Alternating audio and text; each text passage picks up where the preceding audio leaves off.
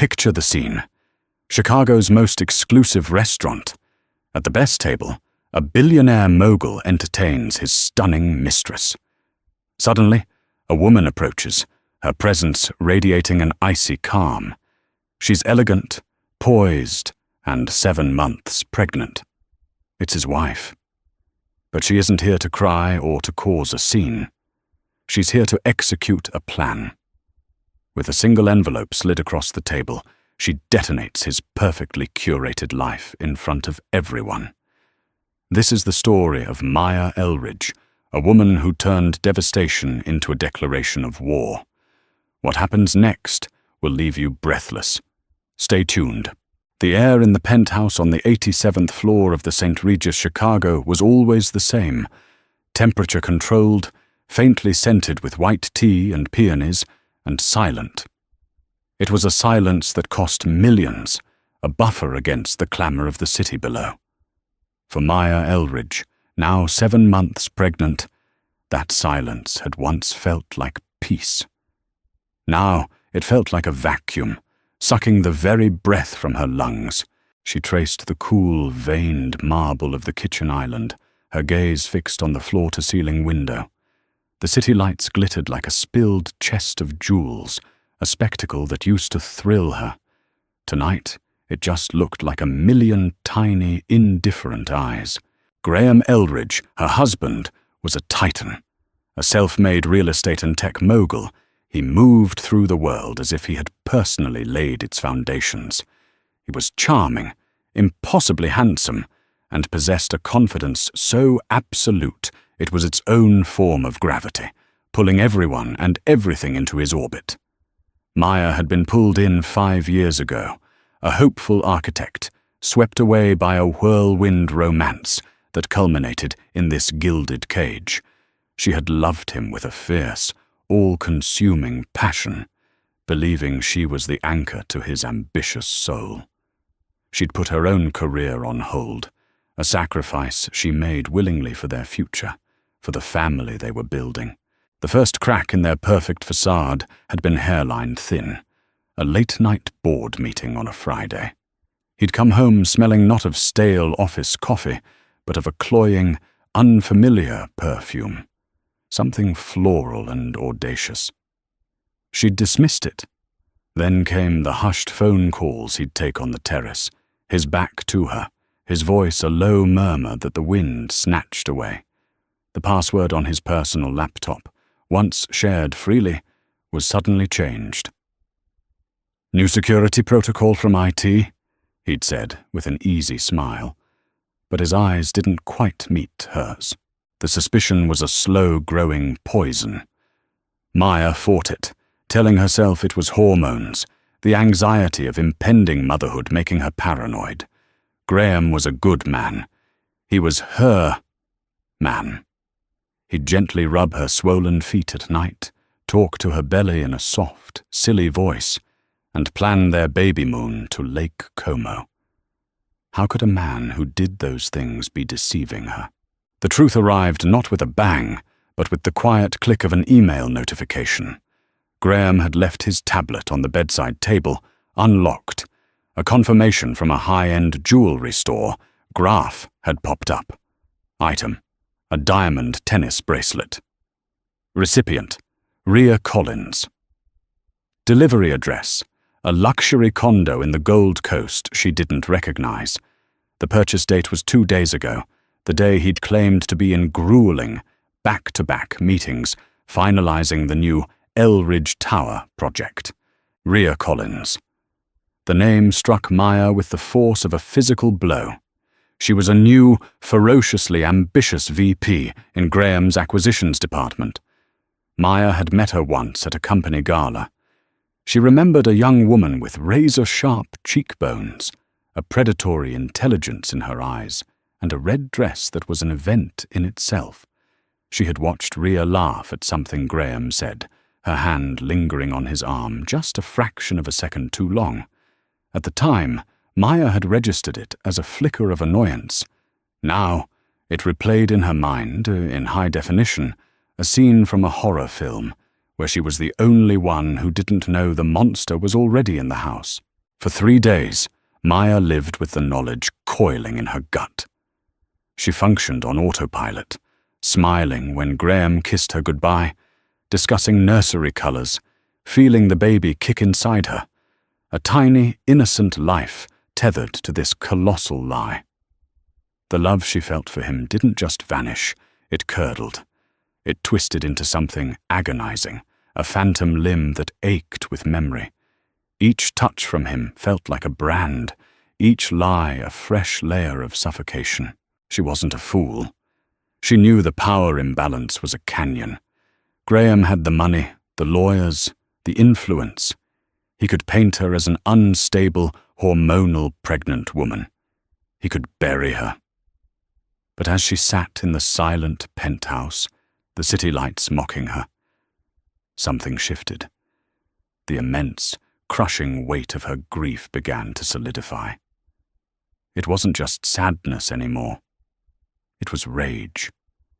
A cold, clear, crystalline rage. He had not just cheated on her. He had gambled with their family. He had gambled with her future and the future of their child. He had done it all while looking her in the eye and telling her he loved her. The disrespect was a deeper wound than the infidelity itself. On the 4th day, she made a call, not to her mother, not to her sister, but to Delilah Monroe, the most feared divorce attorney in Chicago. Delilah was known for her discretion, her ruthlessness, and her utter lack of sentimentality. "Ms. Monroe," Maya said, her voice even, betraying none of the turmoil inside. "My name is Maya Eldridge. My husband is Graham Eldridge. I need to file for divorce, and I need to do it in a way he will never forget." There was a pause on the other end of the line, then Delilah's voice, smooth as silk, sharp as glass. "Mrs. Eldridge, I understand. When a man like your husband falls, the whole city feels the tremor. Tell me, how much of a tremor did you have in mind?" Maya looked at the tablet, still open to the jewelry receipt. She did a quick search for Rhea Collins and found her public Instagram profile. Her latest post, from an hour ago, was a story.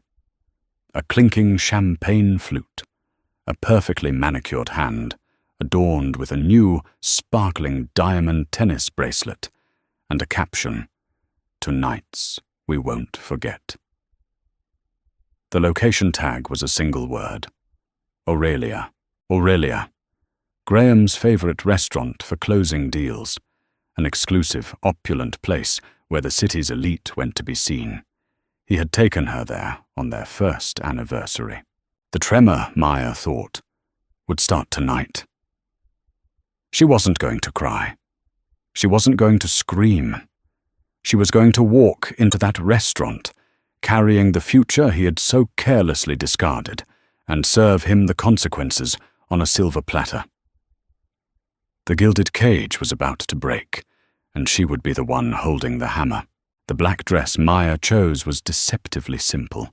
It was a high-necked, long-sleeved sheath of soft cashmere that draped elegantly over her 7-month baby bump, a silhouette of quiet dignity. It wasn't a dress of mourning or revenge. It was armor. Her hair was pulled back into a severe, sleek chignon, and her makeup was minimal, save for a bold, blood-red lipstick. She looked in the full-length mirror, not at a heartbroken wife, but at a queen about to reclaim her throne. The reflection was of a woman she hadn't seen in years, focused, formidable, and entirely her own. Delilah Monroe had worked with breathtaking speed. A courier had delivered a thick manila envelope an hour ago. Inside were the freshly filed divorce papers, the petition for the dissolution of marriage. The top page was stark, its clinical language a brutal counterpoint to the emotional carnage it represented. Maya Eldridge, petitioner, versus Graham Eldridge, respondent. Delilah had advised her to wait, to strategize. But Maya knew that the power of this moment lay in its immediacy. It had to be a public execution of their marriage, a cauterization of the wound in front of the very person who had helped inflict it. She took a taxi, leaving her chauffeured Lexus in the garage. This was her journey alone. As the cab pulled up to Aurelia, perched atop a skyscraper in River North, she felt a tremor of fear, a final, flickering plea from the woman who still loved her husband. She silenced it. Love wouldn't protect her baby. Strength would. The maitre d', a man named Jean-Pierre, whom she knew well, greeted her with a warm smile that faltered when he saw her face. "Mrs. Elridge, what a pleasant surprise. Mr. Elridge did not say you were joining him. It's a surprise for him, too," Maya said, her voice cool and steady. "Which table are they at?" The use of "they" was deliberate. Jean-Pierre's professional mask tightened. He knew his clientele's secrets. With a brief, almost imperceptible nod of understanding, he gestured towards the corner of the dining room. "The corner booth by the window, of course. Your usual?" "Of course. Her favorite table. The one with the panoramic view of the skyline. The one he'd always reserved for their special occasions." The audacity of it stole her breath for a second, but she converted the pain into fuel. She walked through the restaurant, the low hum of conversation and the clinking of cutlery seeming to dim as she passed. She felt the stares, the curious glances. A woman so heavily pregnant, alone, walking with such unnerving purpose. And then she saw them. They were illuminated by the soft glow of a small table lamp and the glittering city behind them. Graham looked relaxed, magnetic, laughing at something Rhea was saying. Rhea was leaning forward, her expression adoring, her hand, the one with the new bracelet, resting possessively on his. They were in their own bubble, a world built on Maya's pain. As she approached, it was Rhea who saw her first. Her smile froze, a flicker of confusion turning into a flash of triumph. She likely thought Maya was there to make a scene, to cry and scream, to hand her a victory on a silver platter. Graham followed Rhea's gaze, and his face went through a rapid, devastating series of transformations. The charming smile evaporated, replaced by pure shock. The shock morphed into disbelief, then into a dark, thunderous anger as his eyes darted from Maya's face to the manila envelope in her hand. He started to rise, his mouth opening to spin a lie, to control the narrative. Maya didn't give him the chance. She reached the table and, without a word, slid the thick envelope onto the polished mahogany surface. It landed between his wine glass and Rhea's bread plate, with a soft, definitive thud. The sound was louder than a scream in the suddenly silent space around their table. "What is this, Maya?" Graham's voice was a low growl, meant to intimidate. Maya met his gaze, her own calm and unyielding. "It's your copy," she said, her voice carrying just enough for them, and perhaps the nearest tables, to hear clearly. "The original has been filed. Our lawyer, my lawyer, Delilah Monroe, sends her regards." The name hung in the air. Graham flinched. He knew who Delilah Monroe was. Every wealthy man in Chicago knew. Rhea, recovering her composure, let out a small, condescending laugh. "Are you serious? You're going to do this here? While you're pregnant? It's a little desperate, don't you think?" Maya finally turned her gaze to Rhea. She looked her up and down, a slow, dismissive appraisal that took in the expensive dress, the borrowed jewelry, the fleeting confidence. "Desperation is sleeping with a married man in the hope that you'll get his wife's seat at the table," Maya said, her voice dropping to a near whisper, yet each word a perfectly sharpened dart. "This is not desperation. This is a business transaction, and you, Miss Collins, are an unlisted liability that is being dealt with." Rhea's face went white with fury. She was used to being the smartest person in the room, the one with the power. In 2 sentences, Maya had reframed her from a romantic rival into a cheap corporate risk. Graham finally found his voice, laced with venom. "You've lost your mind. Get out of here, Maya. We will discuss this at home." "There is no home anymore, Graham," she replied, her voice ringing with finality. She looked from his face to her own rounded belly. "There is my home, and there is yours.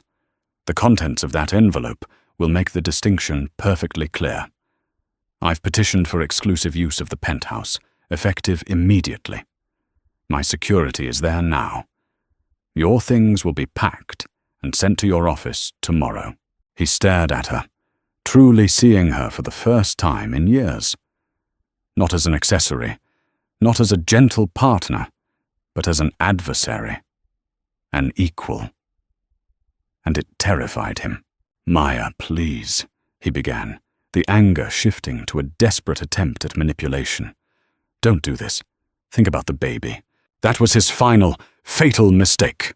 Her calm broke, just for a second, revealing the raging inferno beneath. "I am only thinking about the baby," she hissed, her voice trembling with suppressed emotion. "I am thinking about the fact that his father was buying bracelets for his mistress with the money that should be securing his future. I am thinking that I will not raise my son in a house of lies. This," she gestured to the papers, to the entire sordid scene, "is me thinking of the baby." She held his gaze for a moment longer, letting the full weight of his loss settle upon him. He had lost his wife, his child, his home, and his carefully curated image, all in the space of 5 minutes. Without another glance at Rhea, Maya turned and walked away. Her back was straight, her steps even. She didn't look back. She could feel the eyes of the entire restaurant on her, but they didn't matter. The silence held until she was gone, and then a low murmur erupted. The tremor had begun. As she stepped out into the cool night air, she placed a hand on her belly, feeling the gentle flutter of a kick. It wasn't a kick of distress. It felt like a cheer. The fallout was immediate and catastrophic, just as Delilah Monroe had predicted. Graham Elridge wasn't just a rich man. He was a brand built on the image of stability, family, and success. The Aurelia incident, whispered from table to table, was a story too juicy to contain. By the next morning, it was the lead item on every gossip blog and financial news site. Billionaire Graham Elridge served divorce papers by pregnant wife in front of alleged mistress. Graham, accustomed to controlling every narrative, was apoplectic. He was locked out of his own home, his belongings arriving at his sterile corporate office in a series of humiliating cardboard boxes. He tried to call Maya, but the number was blocked. His texts, alternating between rage-filled threats and pathetic, pleading apologies, went unanswered. He had underestimated her completely. He had mistaken her quiet nature for weakness, her love for subservience. It was the most costly miscalculation of his life. Maya, meanwhile, retreated into the fortress of the St. Regis penthouse. But it was no longer a cage. It was a war room. Delilah Monroe became her general. A formidable woman in her 50s, with eyes that missed nothing, Delilah laid out the battlefield. "He will try to crush you, Maya," Delilah said, her voice crisp as she paced the length of the living room, the city glittering behind her. "He'll use his money to drag this out. He will file motions to paint you as unstable, a gold digger, an unfit mother. He will try to bleed you dry emotionally and financially. Our job is to be smarter, faster, and more ruthless." The prenuptial agreement was Graham's first line of attack. It was an ironclad document, designed by his team of corporate sharks, intended to protect his vast fortune. It stipulated a modest, one-time payout, a fraction of his net worth. But Delilah found the loophole. Clause 12b, the infidelity clause. Delilah announced, a grim smile on her face as she tapped a perfectly manicured finger on the document. It voids the payout limitations in the event of proven adultery that causes significant public humiliation and brand damage. Your performance at Aurelia wasn't just personal, it was a tactical masterpiece. It triggered this clause beautifully. The first legal volleys were fired. Graham's lawyers, a prestigious firm named Lockwood and Steele, filed a motion to have the infidelity clause thrown out, claiming Maya's actions were a calculated and malicious setup. They demanded a psychological evaluation for her, citing erratic and emotionally volatile behavior. Maya felt a surge of panic, but Delilah was unmoved. "Standard procedure. It's designed to scare you. We counter." They countered with a vengeance. Delilah's team subpoenaed Graham's credit card statements, phone records, and travel logs. They subpoenaed Rhea Collins, forcing her into the legal spotlight she had desperately tried to avoid. They requested financial discovery on a scale that would expose every corner of Graham's empire, from his offshore accounts to his private equity ventures. It was a declaration of total war. The psychological conflict was the hardest part for Maya. At night, alone in the vast, empty bed they once shared, the memories would ambush her. The memory of his proposal on a sailboat in Lake Michigan, the goofy way he'd dance with her in the kitchen, the genuine tears in his eyes when she'd told him she was pregnant. Was that man a complete fabrication? The grief was a physical presence, a weight on her chest that made it hard to breathe. He tried to get to her directly. A bouquet of 1,000 white roses, her favorite, arrived with a handwritten note. "Maya, my love, I made a mistake. A stupid, unforgivable mistake. Don't throw away everything we built. I'll do anything. Let's talk." Gee, she read the note, her heart aching with the ghost of what they had been. Then she looked at the mountain of flowers, a grand, empty gesture that cost a fortune, but required no real change, no real remorse. She took a photo of the bouquet and sent it to Delilah with a single message. Another exhibit for emotional manipulation. She then had the concierge dispose of the flowers. Graham's partner, a calmer, more grounded man named Elliot Klein, called her. "Maya, I'm not calling to defend him. What he did was indefensible," Elliot said, his voice heavy with disappointment. "But he's unraveling. The board is getting nervous. The press is eating us alive. He's talking about liquidating assets to fight you, moves that could jeopardize the entire company. Is there any way to de-escalate this?" "The only way to de-escalate, Elliot, is for him to sign a fair settlement," Maya replied, her voice firm. "One that secures my future and my child's future, accounting for the damage he has done. He started this war. I'm just fighting back with the weapons he gave me." The power imbalance began to shift in subtle ways. Graham, the man who controlled everything, was losing control. His attempts to intimidate her were being expertly parried by Delilah. His attempts to manipulate her were met with stony silence. The media, which he usually commanded, was painting him as a villain. For the first time, his money wasn't enough. Rhea Collins, stripped of Graham's protection, was crumbling. Deposed by Delilah's team, she was forced to admit the timeline of the affair, the gifts, the trips. Her career at Elridge Enterprises was over, her reputation in tatters. She tried to leverage her position, subtly threatening to release embarrassing details about Graham to the press unless he provided her with a generous severance. Graham, finally seeing her for the transactional opportunist she was, cut her loose completely. Rhea faded from the picture, a casualty of a war she had helped start but was not equipped to fight. One rainy Tuesday, Maya was at her obstetrician's office for a routine checkup.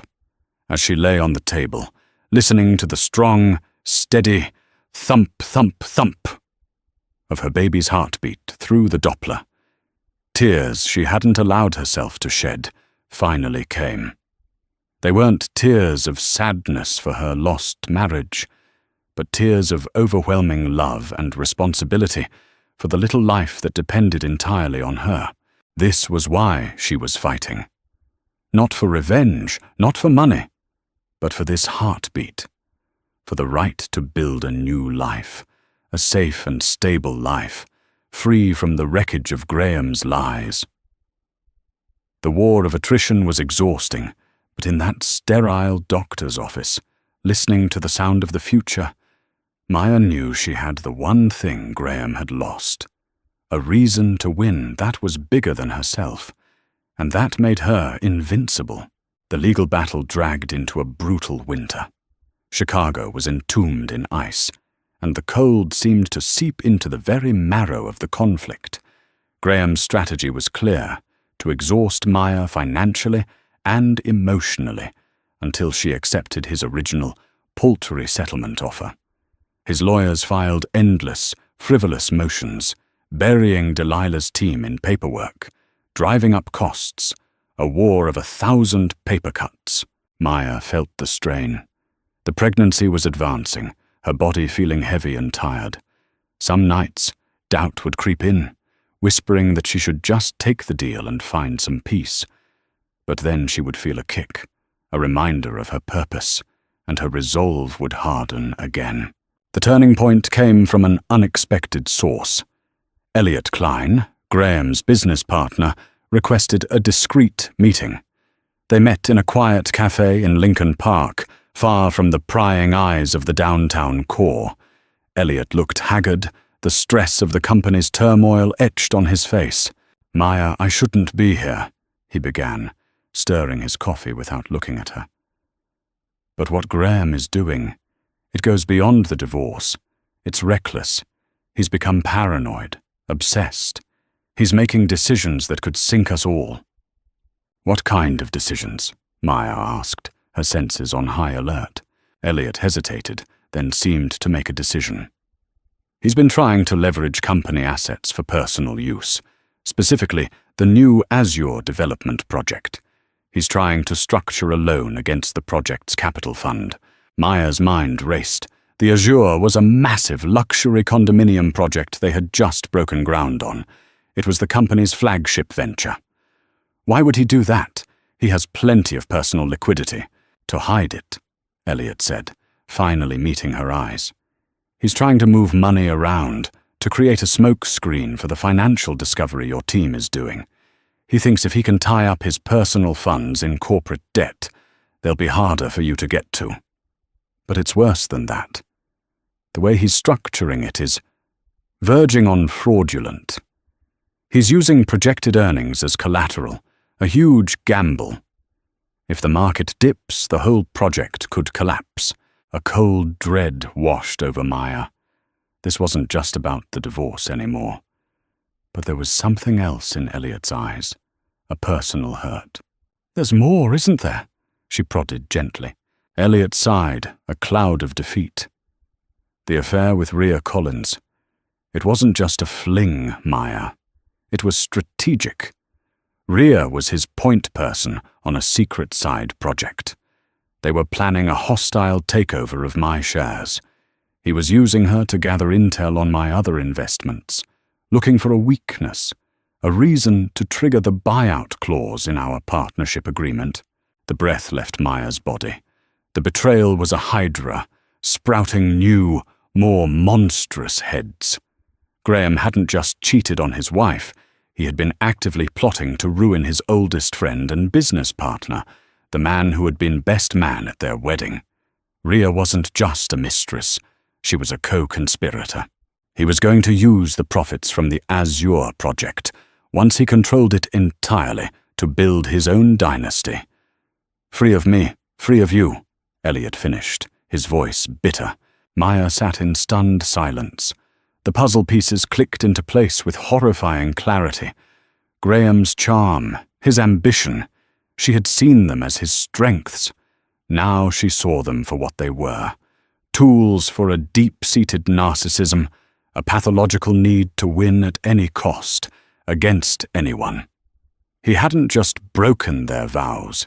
His entire character was a lie. He didn't build things. He consumed them. He consumed people. What was in it for her? Maya asked, her voice barely a whisper. A seat on the new board. A massive equity stake. Power. Rhea didn't want to be your replacement, Maya. She wanted to be him. That night, Maya couldn't sleep. She walked through the silent penthouse, a ghost in her own home, replaying 5 years of her life through this new, terrifying lens. Every grand gesture, every shared secret, every promise, it was all tainted, part of a larger, more calculated deception. The pain was immense, but underneath it, a new feeling was born. Leverage. She called Delilah first thing in the morning. Delilah, I have something big. She recounted the entire conversation with Elliot. There was a long silence on the other end of the line, and for a moment, Maya feared she had made a mistake. Then she heard Delilah let out a low, sharp exhale. It was the sound of a predator catching a scent. Maya, Delilah said, her voice electric with intensity. This changes everything. This is no longer about an infidelity clause. This is potential corporate fraud. This is a conspiracy. Elliot Klein is now our star witness. His testimony would not just win your divorce case. It could trigger an SEC investigation. Graham wouldn't just lose half his assets. He could lose his company. He could lose his freedom. The power had shifted completely. Graham thought he was fighting a war of attrition. He had no idea Maya was about to drop a nuclear bomb. Delilah's team moved with lethal precision. They drafted a new settlement proposal. It was no longer a request. It was a demand. They didn't mention Elliot or the takeover plot directly. Instead, they laid out a series of financial demands, so specific and audacious, they could only have come from a place of absolute certainty. They demanded a full 50% of his liquid assets, the title to the penthouse free and clear, a non-negotiable, multi-million-dollar trust fund for the child, and full ownership of a portfolio of private equity investments Maya hadn't even known he had. Investments Elliot had pointed them to. They sent the proposal to Graham's lawyers. The response, for the first time, wasn't an arrogant dismissal. It was silence. A panicked, deafening silence. Graham knew, in that moment, that she knew. He didn't know how, but he knew she had found his secret, the one that could ruin him utterly. His legal maneuvering, his intimidation tactics, his mountains of money, they were all useless now. He was staring into an abyss of his own making. The architect's wife, the quiet, gentle woman he had so casually discarded, had cornered him. And she was about to bring the whole temple down on his head. The silence from Graham's camp lasted for 48 hours. To Maya, it felt like a lifetime. She was in the final weeks of her pregnancy, a state of perpetual discomfort and anticipation that mirrored the legal standoff. Every moment was suspended, waiting for either a kick from her baby or a call from Delilah. The call came on a Thursday afternoon as snow fell in thick, silent blankets over the city. "He wants to meet," Delilah said, her voice devoid of triumph, purely professional. "Just you and him. No lawyers. He says he will sign whatever you want. But he needs to talk to you first." Maya's first instinct was to refuse. Why should she give him the satisfaction? Why endure one more ounce of his presence? "I advise against it," Delilah said immediately. "It's a risk. He will try to manipulate you." "I know," Maya replied, her hand resting on her stomach. "But if I don't do this, if I don't face him one last time, I think it will always be a loose thread. I need to hear it. I need to see it. I'm not the same woman he knew, Delilah. He can't hurt me anymore." She agreed to meet him in the most neutral territory she could think of, the empty penthouse. It was her ground now, but it was filled with the ghosts of their shared life. She wanted him to see what he had lost in the very space he had lost it. He arrived exactly on time. When she opened the door, she was struck by how diminished he looked. The swagger was gone. His expensive suit seemed to hang off him. His face was pale and gaunt, and there were dark circles under his eyes that no amount of money could conceal. He looked broken. He stepped inside, his eyes scanning the room. The furniture was the same, but he was a stranger in it. All the personal photos of them together had been removed, leaving blank spaces on the walls. "Maya," he said, his voice raspy. "Graham," she replied, not moving to let him further into the room. She stood her ground, a queen in her court. He held up the settlement agreement, the one Delilah had sent. It was in his hand, along with a pen. "I'll sign it, all of it. The assets, the penthouse, the trust for the baby. Whatever you want." "I know," she said simply. His face crumpled slightly at her lack of reaction. He had expected relief, maybe even a gloating smile. Her calm unnerved him. "I need to know," he said, his voice cracking. "How did you find out? About Elliot?" "It doesn't matter how," she said. "What matters is that you did it. The affair was cruel, Graham. But plotting to destroy your best friend, the man who stood by you from the beginning? What kind of person does that?" For the first time, he didn't have a slick answer. He looked away, towards the window and the falling snow. "A person who gets so used to winning, they forget what it costs," he whispered. I got lost, Maya. I saw the baby coming, this life, our perfect life, and it felt like a cage. I felt like the walls were closing in. I wanted more. I wanted to prove I was still the guy who could conquer anything. And you saw me and our son as something to be conquered, or something to escape? She asked, her voice dangerously quiet. Tears welled in his eyes. Real tears. Not the crocodile tears of manipulation, but the scalding tears of genuine regret. To escape, he admitted, the confession seeming to shatter something inside him. I was a coward. I was so terrified of failing as a husband and a father that I decided to burn the whole thing down first. It was monstrous. I know that now. He looked at her, his gaze pleading. And Rhea, she wasn't a temptation. She was a reflection. She was as hungry and as empty as I was. It was never about her.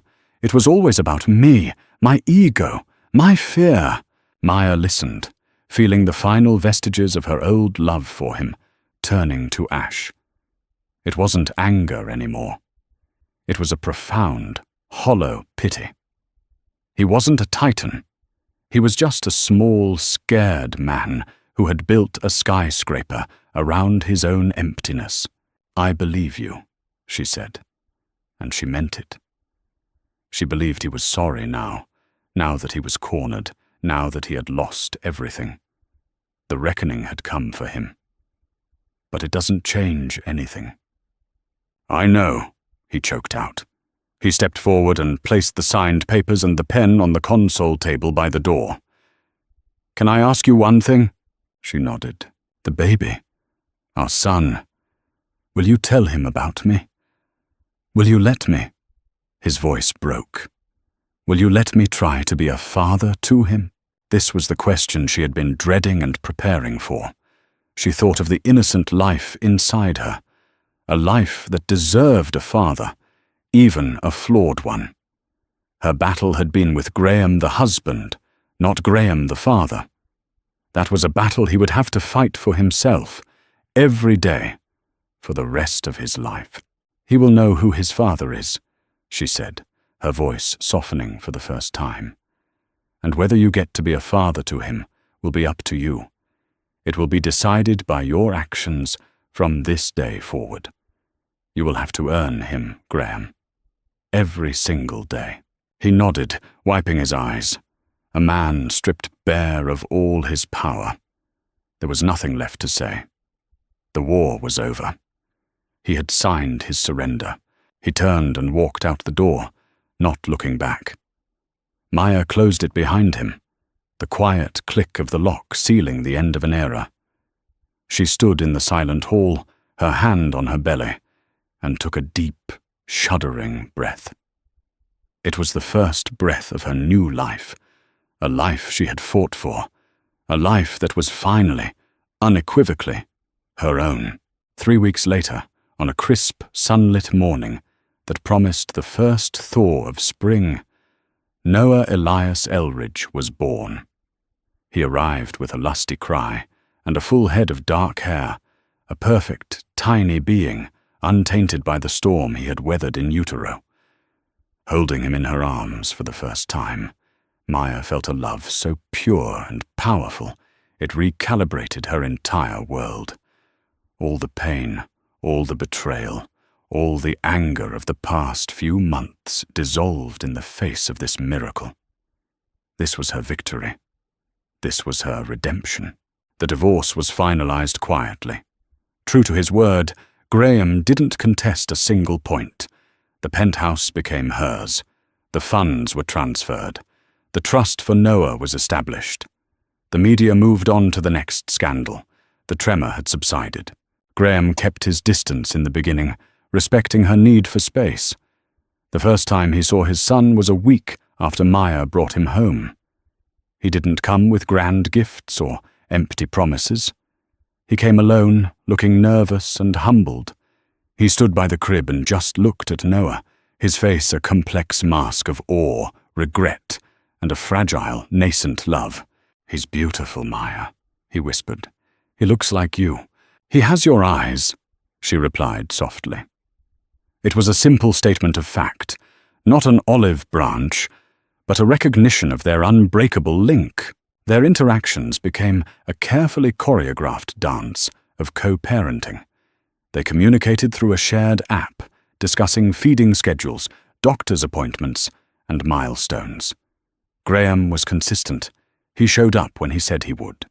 He learned how to change a diaper, how to soothe Noah's crying, how to be present in the small, unglamorous moments of fatherhood. He was also a man in ruins. The near collapse of his company, coupled with the public disgrace, had forced him into a self-imposed exile. He sold his majority stake in Elridge Enterprises to Elliot Klein, who, with a steady hand, began to rebuild what Graham had almost destroyed. Graham enrolled in therapy, something the old version of himself would have scoffed at. He was doing the work, not to win Maya back, but to rebuild himself from the foundation up. His redemption wasn't a dramatic event. It was a quiet, daily effort. As for Maya, she thrived. The penthouse, once a symbol of her gilded cage, became a sanctuary of light and laughter. She filled the blank spaces on the walls with photos of Noah, with abstract art she loved, with blueprints of her own designs. With the financial security she had fought for, she opened her own boutique architecture firm, Elridge and Associates, keeping the name not for him, but for her son. She started small, taking on projects she was passionate about, a community library, a sustainable housing project.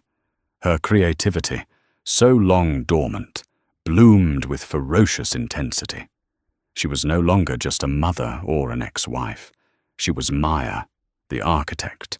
One sunny afternoon, about a year later, she was in Millennium Park with Noah, watching him take wobbly first steps on the grass near the Pritzker Pavilion. Graham was there, sitting a respectful distance away on a bench. They were meeting for the custody exchange. It was comfortable, practiced.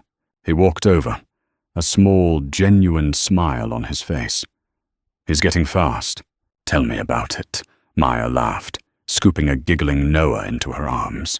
They stood there for a moment in a comfortable silence. Two people forever bound by the child between them, but no longer by the wreckage of their past. They were not friends, not enemies, just co-parents, architects of a new, separate but connected reality for their son. "You're doing a great job, Maya," Graham said quietly, his eyes on Noah. "With him. With the firm. I saw your feature in Architectural Digest. It's amazing." "Thank you, Graham," she replied, and the gratitude was real. "You're doing good too." He had earned that much. He had shown up. He was trying, as he took a happy, babbling Noah from her arms, their hands brushed. There was no spark, no ghost of a thrill, just the simple, mundane reality of two people sharing a responsibility. He had once been the center of her universe, a sun god in a bespoke suit. Now, he was just Noah's dad. She watched them walk away, Graham pointing out the silvery curves of the band shell to their son. Maya turned her face to the sun, feeling its warmth. She had not only survived, she had been reborn. She had walked through fire and emerged not scarred, but forged. She had lost a husband, but had found herself. And in the quiet, steady rhythm of her own heart, she knew she had built a life far more valuable and far more real than the one she had lost. A life built not on a fragile illusion of perfection, but on the unshakable foundation of her own strength. Maya's story is a powerful reminder that our deepest betrayals can often lead to our greatest transformations. She didn't just get divorced. She reclaimed her power, her identity, and her future. It shows that strength isn't about never falling. It's about how you rise. What did you think of her journey? Was Graham's redemption believable? Could you have been as calculated as Maya in that moment? We'd love to hear your thoughts in the comments below. Every story has many sides, and your perspective makes our community richer. If this story of resilience, betrayal, and rebirth resonated with you, please give this video a like and share it with someone who might need to hear it. And don't forget to subscribe and hit the notification bell so you won't miss our next story. Thank you for watching.